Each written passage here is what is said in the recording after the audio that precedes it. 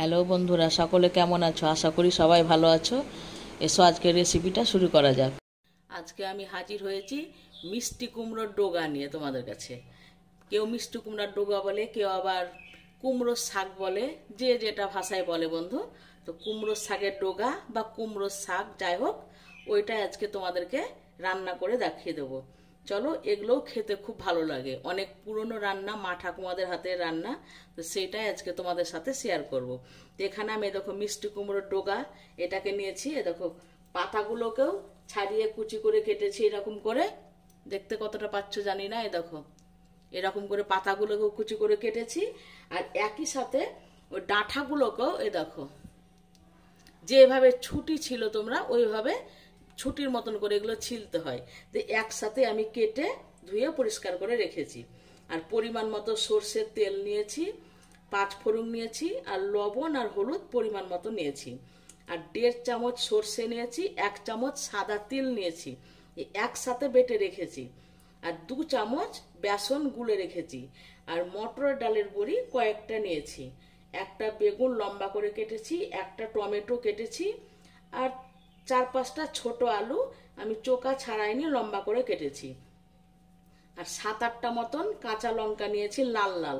কেন শাকের সঙ্গে যদি সবুজ লঙ্কা দিই তাহলে মুখে পড়লে বন্ধুরা অসুবিধা আছে, যদি বাচ্চারা খাইতো। তার জন্য শাকে আমি সবসময় লাল লঙ্কাটাই ব্যবহার করি।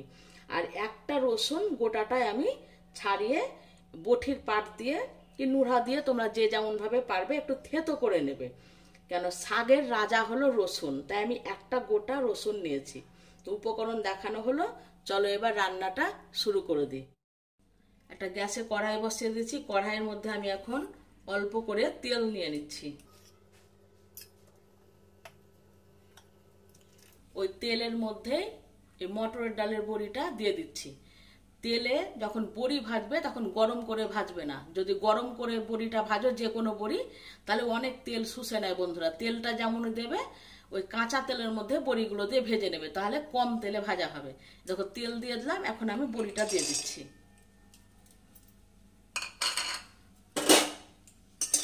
বড়িগুলোকে একটু আমি হালকা ভেজে নেব। এই দেখো বড়িগুলোকে হালকা ভেজে নিলাম। দেখো যতটা তেল দিয়েছিলাম অতটা তেলই থেকে গেল। এই দেখো এবার তেল গরম করে যদি বড়িটা তোমরা ভাজতে না, তাহলে আরো তেল লাগতো, ওই তেলে ভাজা হতো না। এবার আমি বড়িগুলোকে অন্য পাত্রে উঠিয়ে রাখছি।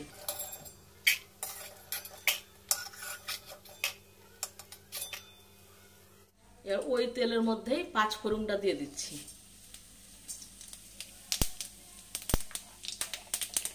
তারপরে রসুন আর কাঁচা লঙ্কাগুলোও দিয়ে দিচ্ছি। এটাকে একটু রসুনটা লাল লাল করে ভেজে নেব। রসুনগুলো ভাজা হয়ে গেছে। এবার ওই তেলের মধ্যে আমি আলুগুলো দিয়ে দিচ্ছি।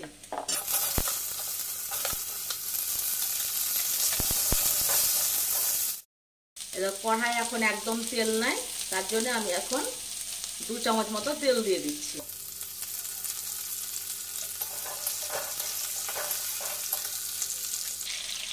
এবার বেগুনগুলো দিয়ে দিচ্ছি।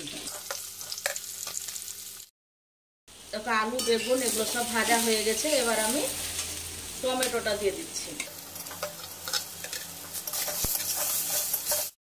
এই সময় লবণ দিয়ে দিচ্ছি, হলুদটাও দিয়ে দিচ্ছি।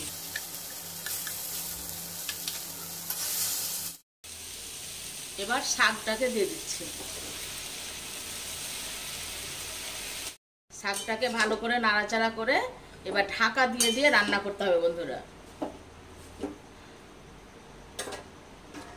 আমি এখন এবার ঢাকা দিয়ে দিলাম। ঢাকা দিয়ে দিয়ে শাকটা রান্না করব। গ্যাসের আঁচটাকে মিডিয়াম করে রাখবো। এই দেখো ঢাকা দিয়ে দিয়ে এইভাবে রান্নাটা করে নিতে হবে।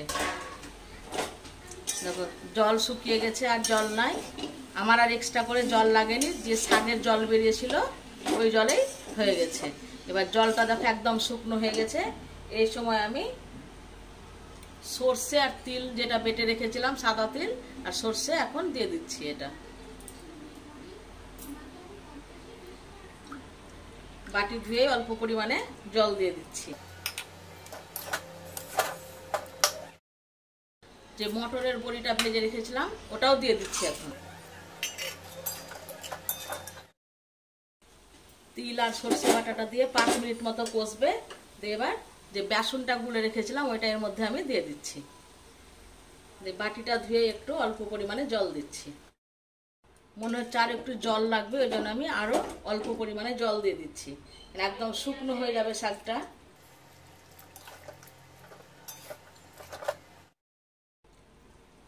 শাকটা আমার হয়ে এসেছে শেষের দিকে। এই সময় আমি 3 চামচ মতো তেল দিয়ে দিচ্ছি। দিয়ে একটু নাড়াচাড়া করে নামিয়ে নেব। এই দেখো রান্নাটা হয়ে গেল। এরকম অবস্থাতে তোমরা নামিয়ে নেবে। খুব শুকনো হয়ে গেলেও আবার ভালো লাগবে না, ভাত দিয়ে খাবে খুব সুন্দর লাগবে। এবার আমি গ্যাস অফ করে অন্য পাত্রে তুলে নিচ্ছি। এই দেখো এরকম করে রাখবে। ঠান্ডা হয়ে গেলে তখন আরো শুকনো হবে, খাওয়ার সময় ঠিক হয়ে যাবে। এবার অন্য পাত্রে আমি এটাকে তুলে নিচ্ছি।